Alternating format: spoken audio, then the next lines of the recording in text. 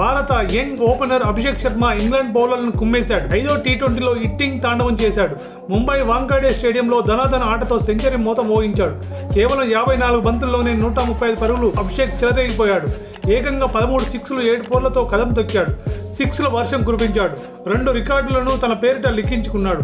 దీంతో ఇంగ్లాండ్తో సిరీస్లో చివరిదైన 5వ టీ20లో తొలుత బ్యాటింగ్ చేసిన భారత్ 20 ఓవర్లలో 9 వికెట్లకి 247 పరుగుల భారీ స్కోర్ చేసింది.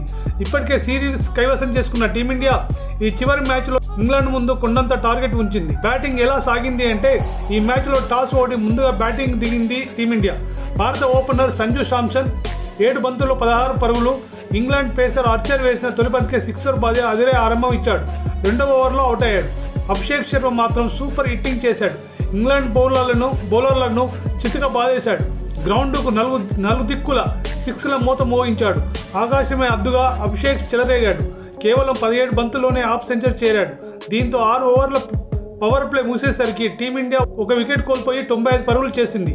తెలుగు ఆటగాడు తిలక్ వర్మ 15 బంతుల్లో 24 పరుగులు. ఉన్నంతసేపు దూకుడైన ఆటతో దుమ్ము రేపాడు. అయితే కెప్టెన్ సూర్యకుమార్ యాదవ్ 2 త్వరగా అవుట్ అయిపోయి మరోసారి నిరాశపరిచాడు. శివం దూబే 13 బంతుల్లో 30 పరుగులు దుమ్ము రేపాడు. అయితే 14వ ఓవర్లో పెవిలియన్ చేరాడు. అభిషేక్ మాత్రం దూకుడుగానే కొనసాగాడు. 11.5 ఓవర్లలో 150 పరుగుల మార్కు దాటింది భారత్. వికెట్లు పడుతున్న అభిషేక్ శర్మ టాప్ గేర్లో హిట్టింగ్ చేశాడు. దూకుడు కొనసాగించాడు. మొత్తం 37 బంతుల్లో సెంచరీ మార్క్ చేరి దుమ్ము రేపాడు. అంతర్జాతీయ టీ20లో అభిషేక్కు ఇది 2వ సెంచరీ. భారత్ తరఫున టీ20లో 2వ వేగవంతమైన శతకం బాదాడు.